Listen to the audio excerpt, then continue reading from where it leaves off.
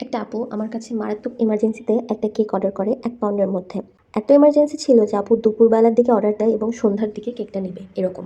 তো আমিও আপুকে বলি যে, "ঠিক আছে আপু, আমি অর্ডারটা নিয়ে নিচ্ছি।" কারণ উনি আমার রেগুলার কাস্টমারের মধ্যে ছিল।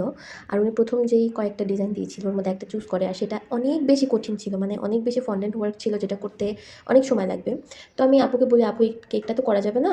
আপনি একটু সিম্পল ডিজাইনের মধ্যে দেন।" তো আপু আমাকে সেটাই একটা দেয় এবং একটা কাপকেকও অর্ডার করে। একটাই নিবে কাপকেক।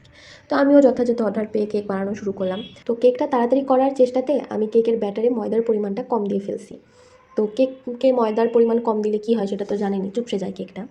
তো আমারও ঠিক তাই হইছে। তো কেকটা ৪ টা লেয়ার করার কথা ছিল, কিন্তু সেখানে ৪ টা লেয়ার আর হচ্ছে না। আমি ২ টা মোল্ডে দিছিলাম। একটা মোল্ডে এমন চুপসে গেছে যে সেটা একটা লেয়ার হচ্ছে। ৪-৫ টা লেয়ার আর হচ্ছে না। পরে কি আর করার, আমি আবার ব্যাটার দিলাম, দিয়ে কেক বানালাম আরেকটা আলাদা এক্সট্রা করে। তো এসবে আমার বেশ খানিকটা সময় চলে গেছে। এদিকে আপু আমার বাসার একদম সামনে চলে আসছে গেটে। এরপর আমি আপুকে বললাম যে, "আপু, আমার কেকটা তো রেডি হয়নি, ডিজাইন এখনো বাকি আছে।" পরে আপু বলল যে, "আচ্ছা ঠিক আছে, আমি ওয়েট করছি।" এখন বাইরে ওয়েট করবো, ওটা তো দেখতে ভালো লাগছে না। পরে আমি আপুকে বললাম, "আপু, আপনি আমার বাসায় এসে বসেন, আমি আপনাকে রেডি করে দিচ্ছি।" তো যথাযথ তাই করে দিলাম এবং সুন্দরভাবে আমি ডেলিভারি করে দিলাম। কিন্তু কথা হচ্ছে যে আপু যার জন্য কেকটা নিবে তার সাথে ওনার ঝগড়া হয়ে গেছে।